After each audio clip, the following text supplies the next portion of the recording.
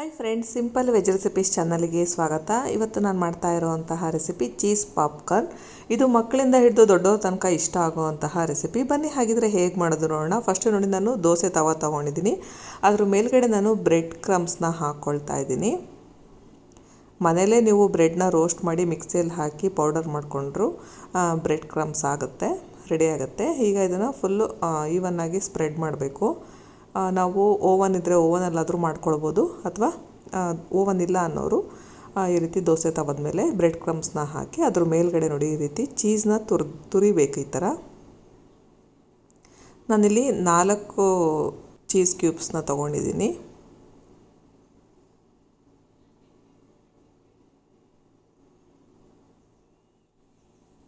ಇದನ್ನು ತೆಳುವಾಗಿ ಲೇಯರ್ ಥರನಾದರೂ ಮಾಡ್ಕೊಳ್ಬೋದು, ಅಥವಾ ಈ ರೀತಿನಾದರೂ ಮಾಡ್ಕೊಳ್ಬೋದು.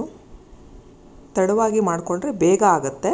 ನಾನು ಸ್ವಲ್ಪ ಟೈಮ್ ತೊಗೊಂಡು ಮಾಡ್ಕೊಳ್ತಾ ಇದ್ದೀನಿ. ಈಗ ಇದನ್ನು ಲೋ ಫ್ಲೇಮ್ನಲ್ಲೇ ಇಡಬೇಕಾಗತ್ತೆ ನಾವು. ನೋಡಿ, ಲೋ ಫ್ಲೇಮ್ನಲ್ಲಿಟ್ಟು ನಾನು ಮಾಡ್ಕೊಂಡಿದ್ದೀನಿ. ಈಗ ನೋಡಿ, ಈ ಥರ ದೋಸೆ ಥರ ಆಗುತ್ತೆ. ಈಗ ಇದನ್ನು ತಿರುಗಿಸ್ಬಿಟ್ಟು ಹಾಕಬೇಕು. ಯಾವುದೇ ಕಾರಣಕ್ಕೂ ಹೈ ಫ್ಲೇಮ್ ಇಡಬಾರ್ದು, ಲೋ ಫ್ಲೇಮ್ನಲ್ಲೇ ಇರಬೇಕು. ಈಗ ಇದನ್ನು ಒಂದು 5 ನಿಮಿಷ ಆದಮೇಲೆ ನೋಡಿ ಈ ರೀತಿ ಕಟ್ ಮಾಡ್ಕೊಳ್ತಾ ಇದ್ದೀನಿ. ಆವಾಗ ಬೇಗ ಕ್ರಿಸ್ಪಿ ಆಗುತ್ತೆ ಅಂತ, ಇಲ್ಲಾಂದರೆ ಕ್ರಿಸ್ಪಿ ಆಗೋದಿಲ್ಲ. ಇದು ಸ್ವಲ್ಪ ಇದನ್ನು ಮಾಡ್ಕೊಳೋದಕ್ಕೆ ಟೈಮ್ ತಗೊಳುತ್ತೆ. ಓವನಲ್ಲಾದರೆ ಬೇಗ ಆಗಿಬಿಡುತ್ತೆ.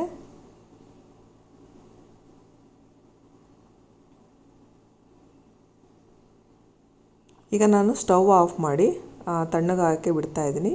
ತವದ ಮೇಲೆ ಇರಬೇಕು, ಆವಾಗ ಕ್ರಿಸ್ಪಿ ಆಗುತ್ತೆ. ನೋಡಿ, ಈ ರೀತಿ ಸ್ವಲ್ಪ ಕ್ರಿಸ್ಪಿ ಆಗಿದೆ. ಈಗ ಇದನ್ನು ಮತ್ತೆ ಇನ್ನೂ ಸ್ವಲ್ಪ ಕ್ರಿಸ್ಪಿ ಮಾಡಿಕೊಂಡ್ರೆ ಇನ್ನೂ ಚೆನ್ನಾಗಾಗುತ್ತೆ. ಹಾಗಾಗಿ ನಾನು ಸಣ್ಣ ಸಣ್ಣದಾಗಿ ಪೀಸ್ ಮಾಡ್ಕೊಳ್ತಾ ಇದ್ದೀನಿ.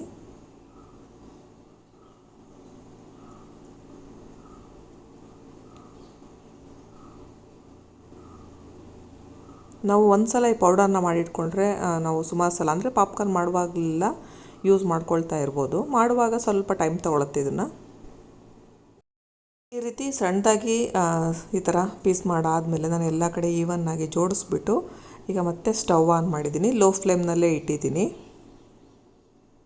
ಇದು ಸ್ವಲ್ಪ ಬಿಸಿ ಆಗಲ್ಲಿವರೆಗೆ, ಹಂಚು ಬಿಸಿ ಆಗಬೇಕು, ಅಲ್ಲಿವರೆಗೆ ನಾವು ಗ್ಯಾಸ್ ಆನ್ ಮಾಡ್ಕೊಂಡಿದ್ರೆ ಸಾಕು. ಈಗ ನಾನು ಹಂಚು ಬಿಸಿ ಆಗಿದೆ. ನಾನೀಗ ಸ್ಟವ್ ಆಫ್ ಮಾಡ್ಕೊಳ್ತಾ ಇದ್ದೀನಿ. ಸ್ಟವ್ ಆಫ್ ಮಾಡಿ ತಣ್ಣಗಾಗಿಬಿಡಬೇಕು. ನೋಡಿ, ತಣ್ಣಗಾದ್ಮೇಲೆ ಈ ರೀತಿ ಕ್ರಿಸ್ಪಿಯಾಗಿ ಆಗುತ್ತೆ. ಇಷ್ಟು ಕ್ರಿಸ್ಪಿ ಆದರೂ ಸಾಕು, ತುಂಬ ಏನು ಕ್ರಿಸ್ಪಿ ಆಗಬೇಕು ಅಂತ ಏನಿಲ್ಲ.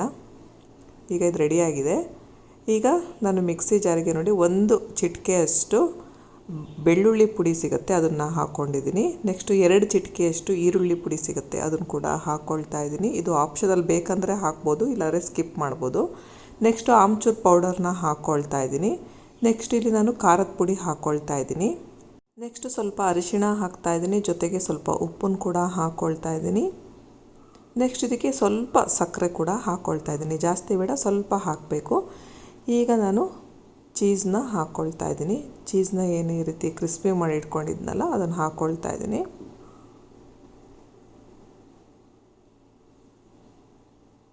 ಈಗ ನೋಡಿ, ಇದನ್ನು ಪೌಡರ್ ಮಾಡ್ಕೊಳ್ಬೇಕು. ಈಗ ಪೌಡರ್ ಆಗಿದೆ, ಚೀಸ್ ಪೌಡರ್ ರೆಡಿ ಆಯಿತು.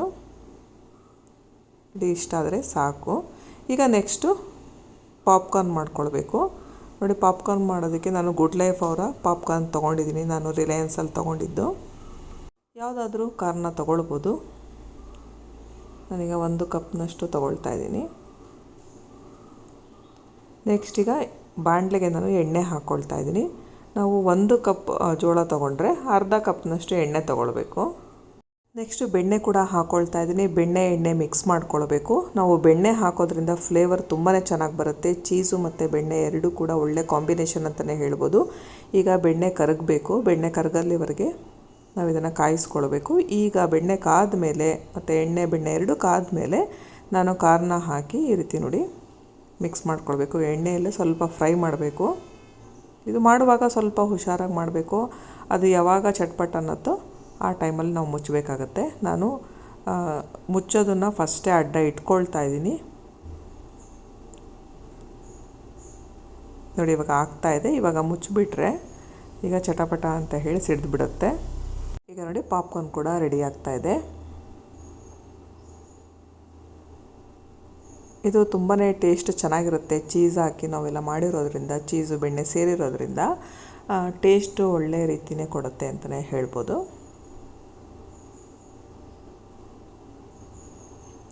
ಈಗ ನೋಡಿ ಪಾಪ್ಕಾರ್ನ್ ರೆಡಿಯಾಗಿದೆ. ಈಗ ನಾನು ಸ್ಟವ್ ಆಫ್ ಮಾಡ್ಕೊಳ್ತಾ ಇದ್ದೀನಿ. ಈಗ ನೋಡಿ ಪಾಪ್ಕಾರ್ನ್ ಆಗಿದೆ. ಈಗ ಇದಕ್ಕೆ ನಾನು ಚೀಸ್ ಪೌಡರ್ನ ಹಾಕ್ತಾಯಿದ್ದೀನಿ. 1 ಅಥವಾ 2 ಸ್ಪೂನ್ ಹಾಕಿ ಫಸ್ಟ್ ಮಿಕ್ಸ್ ಮಾಡಿಕೊಂಡು ಬೇಕನ್ಸಿದ್ರೆ ಮತ್ತೆ ಹಾಕ್ಕೊಳ್ಬೋದು. ಈ ರೀತಿ ಮೇಲೆ ಕೆಳಗೆ ಈ ಥರ ನಾವು ಮಾಡಿಕೊಂಡ್ರೆ ನೀಟಾಗಿ ಮಿಕ್ಸ್ ಆಗುತ್ತೆ. ಇದಕ್ಕೆ ಇನ್ನೊಂದು ಸ್ವಲ್ಪ ಹಿಡಿಸುತ್ತೆ, ಹಾಗಾಗಿ ಇನ್ನೊಂದು ಸ್ವಲ್ಪ ನಾನು ಚೀಸ್ ಪೌಡರ್ನ ಹಾಕ್ಕೊಳ್ತಾ ಇದ್ದೀನಿ. ಈಗ ಮತ್ತೆ ಅದೇ ಥರ ಮಿಕ್ಸ್ ಮಾಡ್ಕೊಳ್ತಾ ಇದ್ದೀನಿ. ನಮಗೆ ಎಷ್ಟು ಬೇಕೋ ಅಷ್ಟು ಚೀಸ್ ಪೌಡರ್ನ ಹಾಕಿದ್ರೆ ಚೀಸ್ ಪಾಪ್ಕಾರ್ನ್ ರೆಡಿ ಆಗುತ್ತೆ. ನೀವು ಕೂಡ ಈ ರೆಸಿಪಿನ ಮಿಸ್ ಮಾಡದೆ ಟ್ರೈ ಮಾಡಿ. ಈ ವಿಡಿಯೋ ಇಷ್ಟ ಆದರೆ ಲೈಕ್ ಮಾಡಿ, ಶೇರ್ ಮಾಡಿ ಹಾಗೂ ಸಬ್ಸ್ಕ್ರೈಬ್ ಮಾಡಿ.